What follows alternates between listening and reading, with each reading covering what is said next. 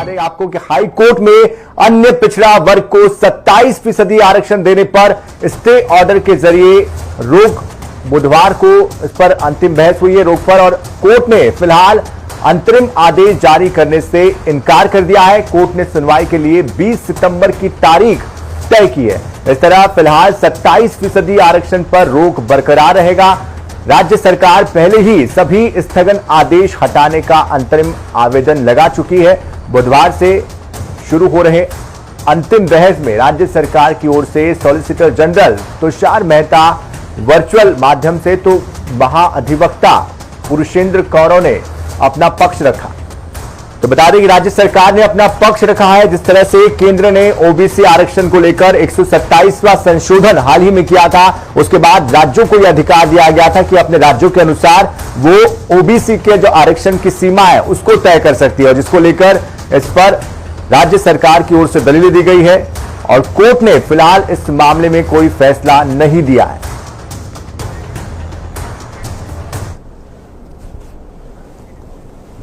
वो दे ही नहीं सकते, ये कहना पूरी तरह से गलत है कि नहीं, इन 5 याचिकाओं के अलावा मध्य प्रदेश सरकार जो है 27% रिजर्वेशन दूसरे जो जगहों को दे सकती है। नहीं, इस पे बिल्कुल स्पष्ट है कानून कि जब तक ये स्टे ऑर्डर नहीं हटेगा तब तक मध्य प्रदेश सरकार किसी भी हालत में 14% से अधिक ना तो सिलेक्ट लिस्ट बना सकती है और ना अपॉइंटमेंट की लिस्ट बना सकती है। वंस एन ऑर्डिनेंस और an act has been stayed by the Honorable High Court or by the Honorable Supreme Court, it means it is across the board.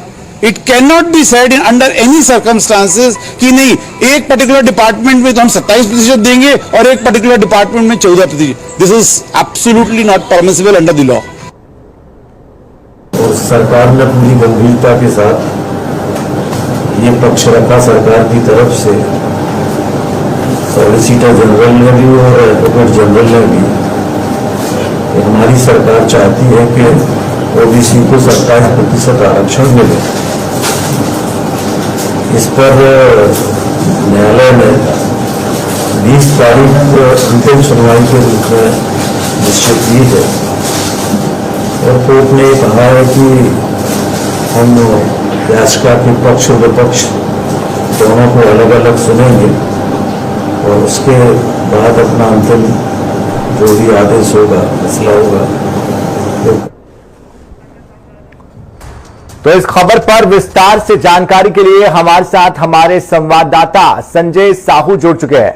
Sanjay, जिस तरह से हमने इस रिपोर्ट के जरिए जाना, इस खबर के जरिए जाना कि फिलहाल अगली सुनवाई 20 तारीख तक होनी है, लेकिन यहां बड़ी बात यह भी है कि 50% का कैप पहले से लगा हुआ है। ऐसे में राज्य सरकार अपनी तरफ से कोशिश कर रही है। कोर्ट में किस तरह की आज दलीलें दी गई है? जी बिल्कुल, बात करेंगे तो कोर्ट में आज जिस प्रकार की दलीलें सामने आई है, उन्होंने ये कहा है कि राज्य से जो आरक्षण का मुद्दा होता है, मामला होता है, वो राज्य सरकार के अधीन आता है और राज्य सरकार इस पर अपने निर्णय ले सकती है। लेकिन कोर्ट ने इसको फिलहाल नहीं माना और कोर्ट ने ये कहा है कि सुप्रीम कोर्ट का जो निर्णय है, जो स्थिति है, उन्होंने बताई है, सामने रखी है। जो याचिकाकर्ता के वकील हैं जो ओबीसी आरक्षण के खिलाफ है, उन्होंने भी अपनी बात यहाँ पर स्पष्ट रखी है और साथ में उन्होंने कहा है कि सुप्रीम कोर्ट ने जिस प्रकार का निर्णय दिया है उसको निर्णय को आप अस्वीकार नहीं कर सकते। तो ये तमाम प्रकार की बातें जो सामने आई हैं, सबने अपने अपने पक्ष रखे, सबने अपनी अपनी दलील रखी है।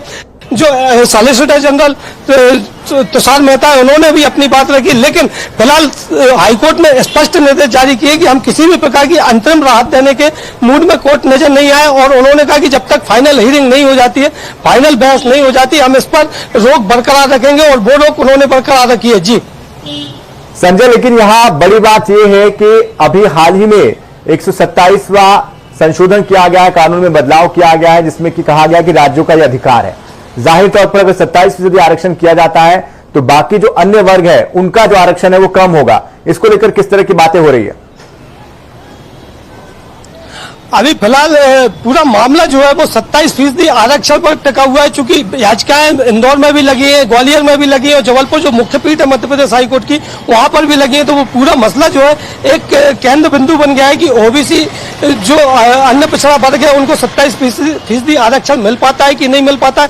जब तक इस पर निर्णय नहीं आ जाता तब तक कोई भी वर्ग जो है वो खुलकर सामने नहीं आ रहा है। लेकिन अगर हम बात करें सामान्य वर्ग की तो उन्होंने स्पष्ट रूप से इसका विरोध किया, चूंकि पूर्व से ही प्रदेश की बात करें या अन्य पूरे देश की बात करें तो 50% आरक्षण लागू है। हालांकि जो केंद्र सरकार द्वारा 10% आरक्षण दिया गया है उन लोगों को जो सामान्य वर्ग में आते हैं। और बिल्कुल, लेकिन संजय एक सवाल यहां ये भी है, बीच में मैं आपको रोक रहा हूं, लेकिन 10% का आर्थिक आरक्षण देने की बात भी कही गई है। ऐसे में 10% का आरक्षण भी जोड़ दिया जाए तो भी जो आरक्षण का जो कैप है उससे ज्यादा आरक्षण बढ़ जाता है। ऐसे में विपक्ष का इसको लेकर क्या रुख है, राजनीतिक तौर पर किस तरह की प्रतिक्रिया इसमें आ रही है?